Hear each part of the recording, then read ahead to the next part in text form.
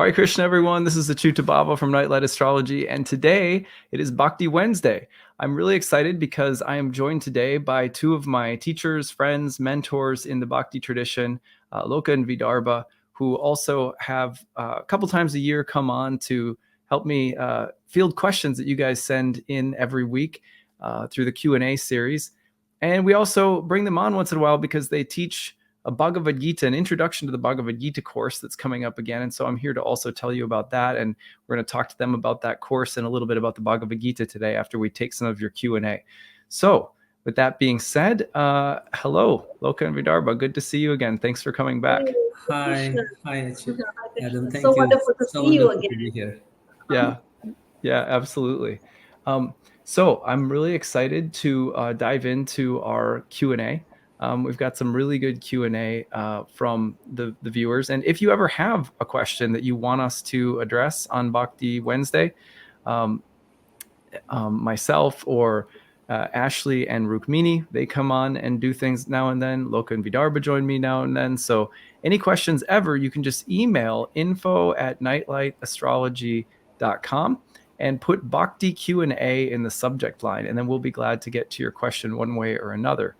So today I'm going through some questions and I picked out, I couldn't do all of them because you guys send in so many and I try to get to just put them in the queue, but there was a few good ones. And one of them was put like this. So I'm going to pitch these up to Loka and Vidarbha this week and just sit back and listen. And maybe if I have something to add, I will, but it's really nice for me to listen to two of my favorite people and teachers talk about Bhakti. So the first question came in from someone saying, that they've been trying mantra meditation for a little while. I did a video some time ago with, daily practices of surrender, and it was called, the subtitle was Mantra Meditation. It was a little bit about the Maha Mantra. And but this person asked the question that they've been doing mantra meditation for a while, and they've been listening to Bhakti Wednesday for a while. And they said, how do you know, or how can you tell if a spiritual practice is working? And I thought that's a really good question. And so that's our first one. How can you tell if a spirit, whether it's mantra meditation or let's just say any of the things that people are doing to draw closer toward God or the divine, whatever word people may give it, how do you know that it's working? How do you know that this is actually, there's something that's actually taking place inside? Go ahead. I think there's so many perspectives on this. So yeah, I think one of the most exciting things that I've experienced on this path of Bhakti is sort of having kind of a map that I can follow. So there are great teachers of Bhakti and they've kind of laid it out that this is what to expect when you first start. And then, once you start the practice, then these are the things that you could expect in your journey. And when I first read that, it's actually a book by a great Bhakti teacher. When I first read it, I was like, oh my goodness, how does he know all this? And so it's very validating to know that. So in brief, one would know, just like when you eat a good meal, you know that you are full, that you're feeling nourished and strong, and that your hunger is going away.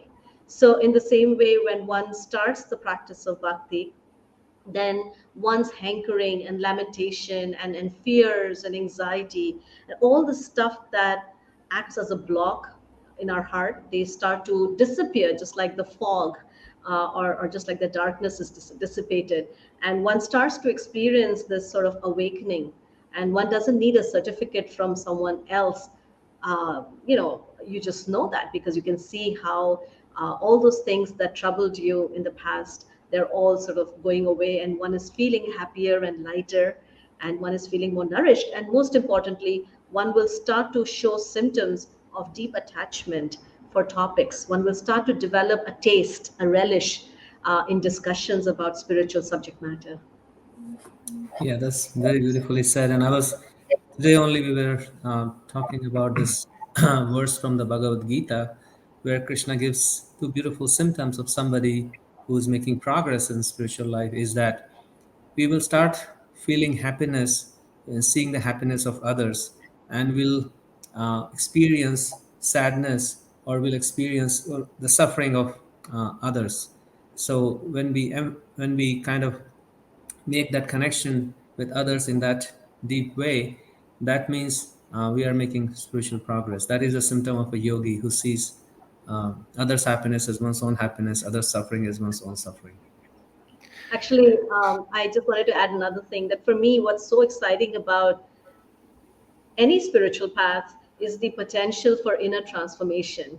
And a lot of times one can see a lot of stuff that we may be symbols and other things or even practices, but if it does not lead to the transformation of one's heart, then actually one of another bhakti text, it says that one can assume that it's a heart made of steel. So we Mm. want to expect and work towards inner transformation. Yeah, I was just thinking about there was a couple of follow-up questions that this person wrote, and we won't be able to get to all of them because it was quite a long email, but it was so heartfelt that I thought we should try to feature this one. And one of the follow-up questions that they asked was also, is it normal the first couple of times that this person experienced mantra meditation, they even had some tears, and they said it was very powerful, and they said it's kind of tapered off, like they're not having the same emotional high.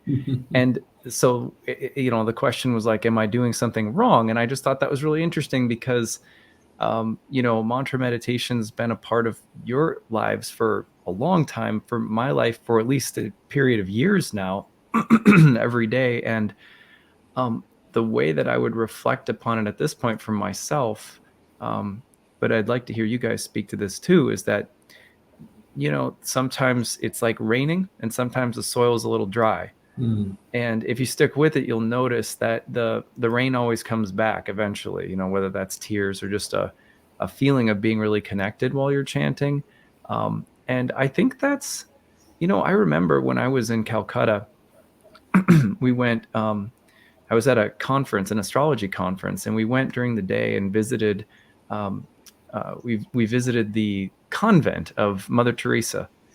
And in her diaries, where she talked openly to God in her diaries, and some of those diaries, she felt really despair, a deep state of despair, that she felt like God wasn't hearing her or that there wasn't reciprocation.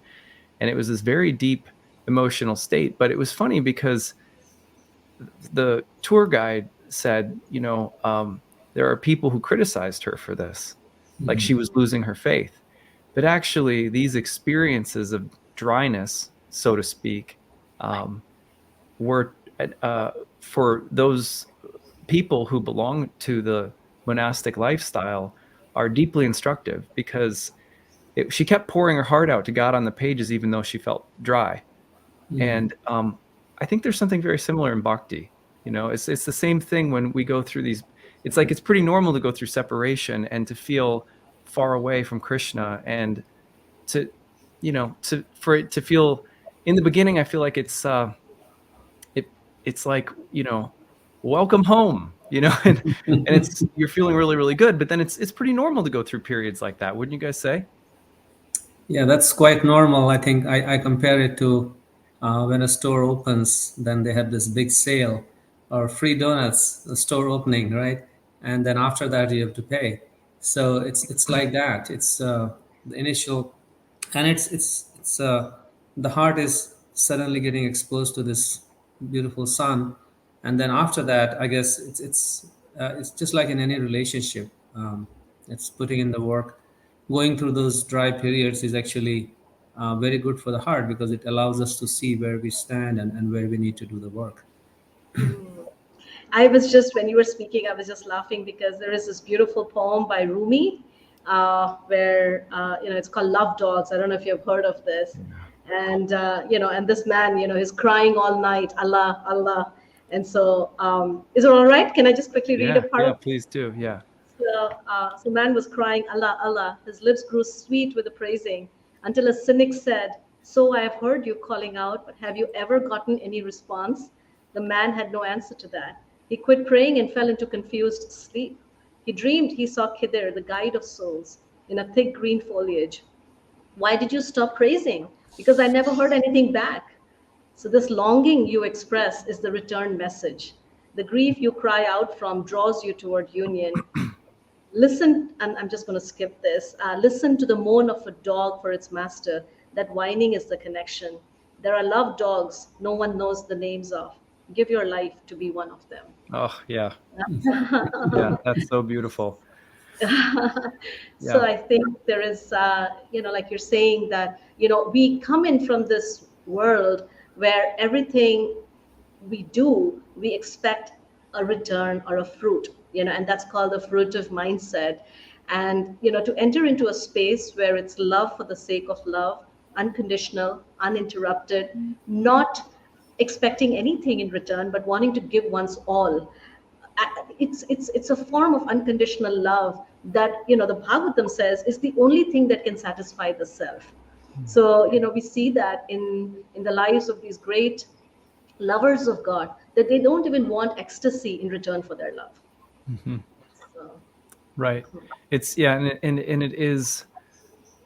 I think it's tricky because I'm imagining what this person might be going through, feeling so connected, and then suddenly starting to feel like this dryness, or it's a duty or it's a discipline. And I think my experience of having daily prayer in my life, through mantra meditation, and before too, growing up in the Christian church, prayer as a part of life, um, is that, there's these periods where, um, if you stick with it, the word discipline softens and it becomes devotion.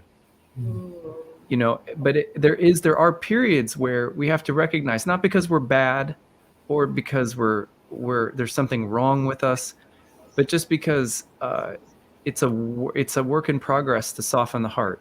So like the steel hearted, we have harder hearts than we think we do sometimes. And sticking with something and allowing ourselves to feel sometimes frustrated or dry, but keeping with practices, they become devotion. And then you start to, in my experience anyway, you start to notice that you don't go through dry spells forever.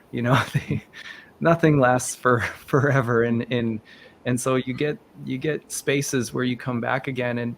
And then when they do come back, you don't feel entitled to them. You feel really lucky, almost like, yeah. wow, it's a byproduct of just sticking with it. And I think in that sense, discipline in our culture comes from a merit-based mindset. If you're disciplined and you work hard, you get a result.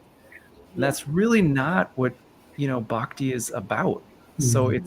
it's like that whole mindset has to change, and the spiritual practice is changing that, but it's deeply set in us. It is.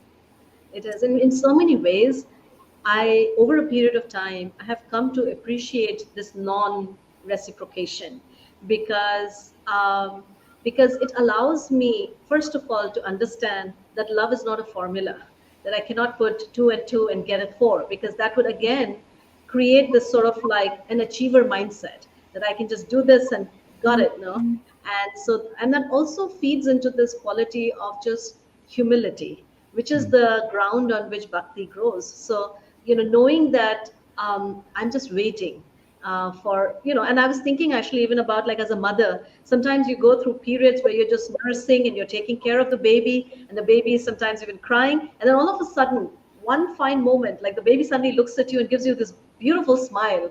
And it's like all worth it.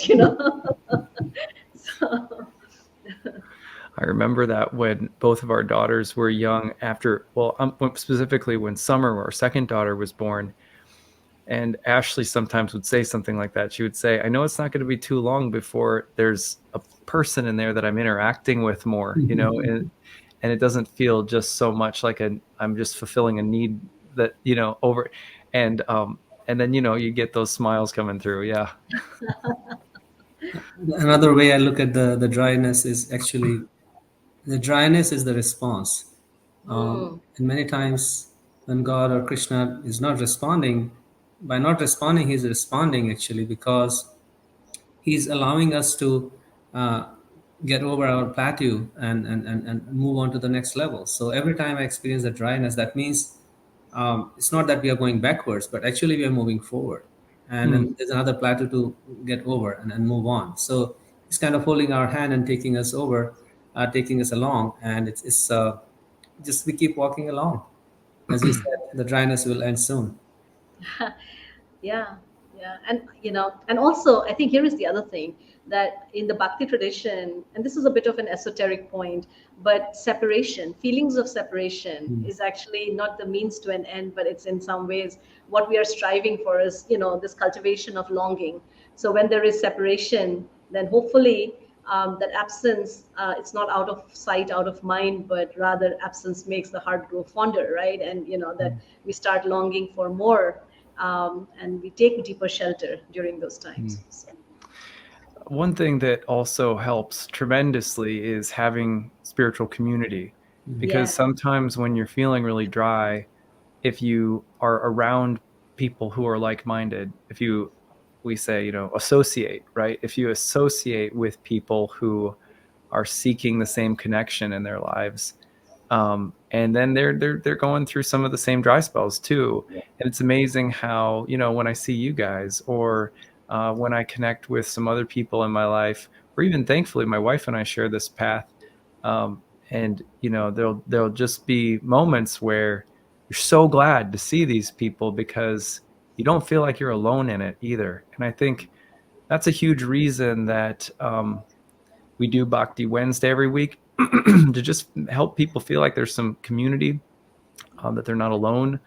And on that note, I want to shift gears a little bit to talk about your upcoming class, because to me, going through the things that this individual was going through, and hopefully, thank you, by the way, to this person for sending us that question, a couple of questions there. And I hope that this was able to answer, just give you some encouragement and positive feedback that these emotions are normal, maybe even helpful, and some other thoughts. But the thing that I would honestly recommend more than anything is to find like-minded spiritual seekers. And I always bring Loka and Vidarbha on when they are about ready to start one of their new 12-week classes. They twice a year they teach a class on a 12-week introduction to the Bhagavad Gita, which is a seminal text of Bhakti Yoga. It is, sometimes you'll hear people, lovingly refer to it as the Hindu Bible, and whether you like the Bible or not is not the point. It's a beautiful, beautiful spiritual text, and it has so much wisdom in it. And learning this text in community with other spiritual seekers in a warm environment where you can talk and hang out with people, learn do mantra meditation in a group, develop bonds with people. That's what this program is all about. So I want to promote that, and I'm going to take you over to show you the website in a minute, and how you can sign up and check out this upcoming class, which is starting on October 9th, a 12-week intro to the Bhagavad Gita. But before we get into showing them the website and everything, just for someone who's maybe never heard of it before, what is the Bhagavad Gita? Why is it an interesting text? What is this class about? Thank you. Bhagavad Gita is actually a conversation. It's a story. It's a conversation. It's a conversation about facing, how to face some of the biggest challenges of our life, and how to use those challenges to seek out the spiritual essence in ourselves and in others and in the whole situation, and through that connect with God. And that's why, I mean, so many ways to look at the Bhagavad Gita, but that's one way to look at it. It's not a uh, uh, just like a text that you read. It's filled with deeper and deeper questions, something that we encounter in everyday life: how to balance our work with our spirituality, our family life with spirituality. So many things are there. That's one way we look at the Bhagavad Gita. yeah, it's always, when you are so close to a text, to step back and really like say, oh, what is it about?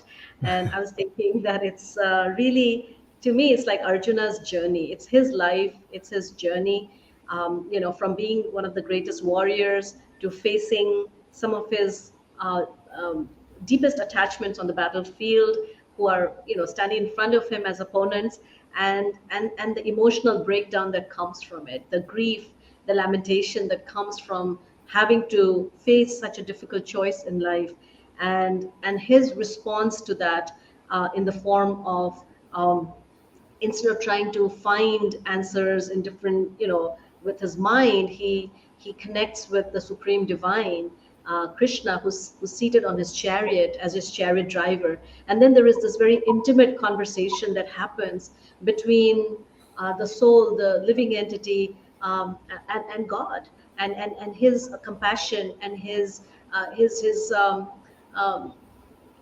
ultimately the word Bhagavad Gita means song of God. So it's a song that stems from the heart of God, to heal Arjuna, to pacify Arjuna, but beyond that, to really invite all souls back into this eternal union. I love that I love the idea that this is Arjuna's journey. For those who have know nothing about it, he's the main character, and Yes. he finds himself in this completely overwhelming situation where he may have to go to war against some of his own family members. He's a warrior, and it might sound right away like, oh, I don't want to hear about a warrior, but actually he comes to this place where he's like, he doesn't like violence, and he doesn't like this terrible ethical situation that he's in. And the whole story is really him talking to his chariot driver, Krishna, and basically having a conversation with God and being like, why am I here? But that little question about the nature of the battle that he's in opens up into, who am I?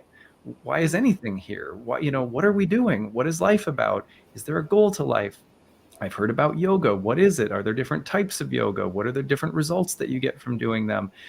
And one of my favorite things is that in a nutshell, Krishna tells Arjuna, you can't run off to a cave to meditate to do this. That's not really what yoga is. And I think when a lot of people think about yoga, they either think about Western studio yoga, which is cool. We might go and get some good relaxation, something like that. Or they think about someone in a cave somewhere in the Himalayas, and Bhakti is really a yoga that's about a way of life. It's about a way of living devotionally in every day. And it's amazing how this conversation that is the Bhagavad Gita ends. It starts on a battlefield, but it unpacks like every possible thing, that the same questions that I have in my heart that I know that people who watch my channel have. It's like really everyday stuff.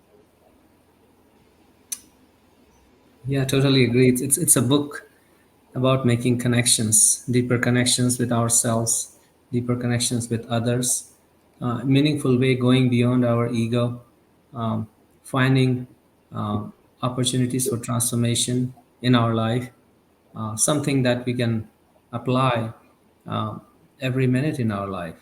Uh, how to deal with crisis, how to deal with changes in our life, sudden changes, um, things like that. I find it very practical, the Bhagavad Gita, that can be used at work, that can be used in our family situation, that can be used in our social situations, how to deal with practically every situation in our life in a positive way. Yeah. Go look, Vidarbha, were you going to say something? No, Okay. yeah, I'm just waiting for you. Yeah. Yeah, well, I'd like to show the website so that I can just show people, where they can learn more and more about what the class includes. So that's a little bit about the Gita. I mean, it is truly difficult to summarize, but it's not a difficult text. It's a text that is, to me, it's amazing how accessible it is. In 10 years of owning a yoga studio, we had hundreds of students come through our yoga teacher training programs, and we featured this as a text that students read. And everyone, like unanimously, everyone always loved reading the Bhagavad Gita. It's just a really relevant text for spiritual seekers. It transforms your heart. I couldn't recommend it more highly, even if you're coming from a faith background that's already established in something else.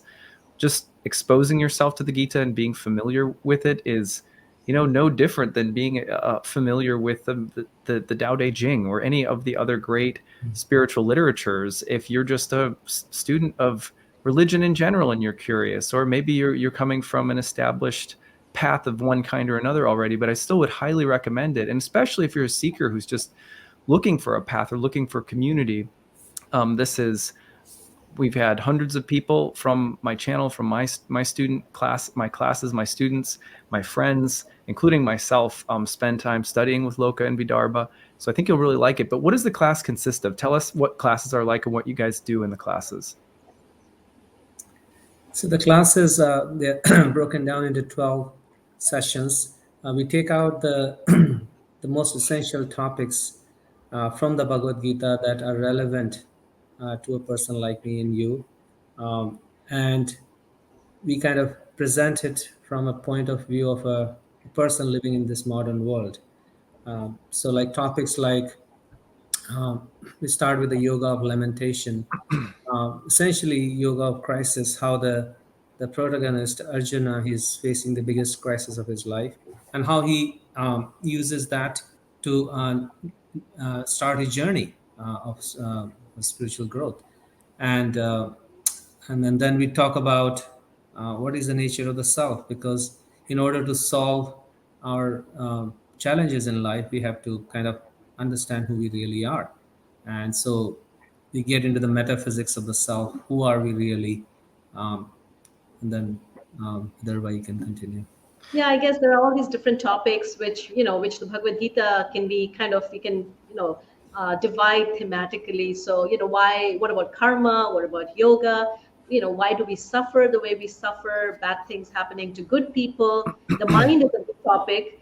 And we go quite deep into the mind and the nature of the mind, and finally how to overcome the mind, faith and doubt, and also the forces that act upon us. It's a question that Arjuna inquires somewhere in the Bhagavad Gita, where he says, "So what's the reason? Like, even if I know what I should be doing or not doing, why is it that so many people still helplessly do that?" And that's a whole other topic. That are there any forces acting upon us? So we kind of like go into all these different topics, and as Loka was saying, we kind of present it and then have a lot of discussion. And our main thing is we want to create a safe space where we can discuss these very essential questions that we may all have at some point or the other. Yeah, yoga philosophy, when you get into it in the Bhagavad Gita, is so refreshing, and it's so nice to be in community with people who are looking to transform, or who might be going through periods of, a lot of people are going through a lot of intense changes, and so these sessions are there to be a place of support and to help us look inward when everything else in our life is busy, and often we're kind of in the grind of the day-to-day life. So to take 12 weeks and to try to step outside of that, even for just a couple hours once a week, and to try to get some insight, to have community, to ask questions. But the other thing that comes along with this program, and you guys could mention this too, tell us more about it, is you also get together outside of class for some different kinds of sessions too, right? Yeah. Yeah, we do. I guess one other thing about our sessions is that we read from the original text, but then we spend a lot of time correlating that text to uh, modern happenings, and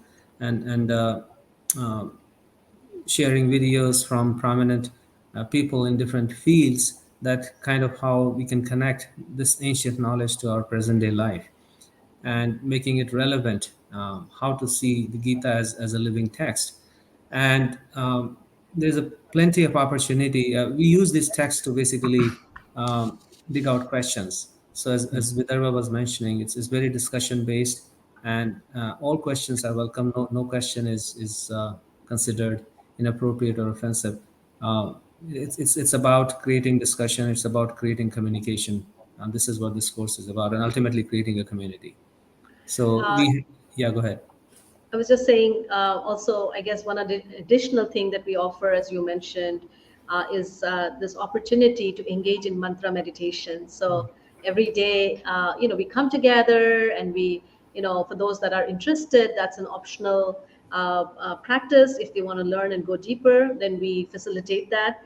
And in fact, we have one that's ongoing from the last session, and it just becomes like this really sweet, tightly knit, friendship and relationship, where every day they come together and and engage in mantra meditation. So the two actually go really well together for those that would like that extra support.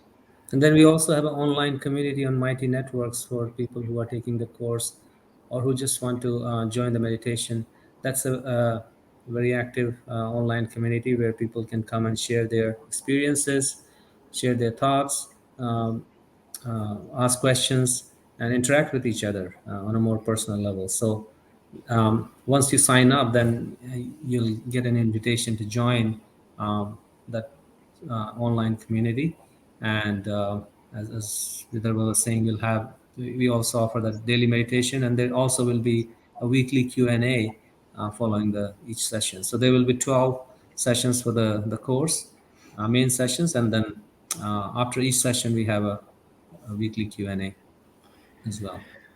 So there's a lot of opportunities. People could take advantage of those, or just come to the regular 12-week program. Yes. So it's set up to really be very accommodating in this sense. And I believe you guys also record the sessions for people if they can't make them live. Yes. So all the sessions are recorded, and you'll be an email will be sent out with all the links, and and it's something that you can also take the course offline if the timing doesn't suit you, or you can always take it at your own pace, accessing the Mighty Networks. People have done that in the past. Actually, they've taken it offline and all the course content, all the slides, all the lectures, they will be made available to you through on our Mighty Network, right? Yes. On Mighty Network, right? Yes. Yeah, that's fantastic. A nice thing about this program too is that there is a pay what you can enrollment. So when you enroll, you can set up a payment that works for you. So this is not meant to, this is, really intentionally made for everyone, so that no one is priced out of studying a spiritual text like the Gita. It's the same exact philosophy that I take with my courses. I don't want anyone being priced out of studying a sacred topic like astrology. If your heart leads you to it, then we should be able to work something out. And then people who can pay more do, and you just kind of trust in faith that it all works out. And it does. It's an amazing thing, but it happens that way. So if you're in India and listening to this, and we do have a good amount of people in India who watch my channel, which is pretty cool, then you can use the Enroll Now for students in India. Otherwise, you can just use the normal registration path. So I want to just say again, we'll be promoting this somewhat regularly through my newsletter, my social media, and on YouTube. You'll hear me referencing this, encouraging you to sign up, to listen back to this video for more details and things like that. It starts October 29th, and the program, go back up to the top here. Oops, sorry.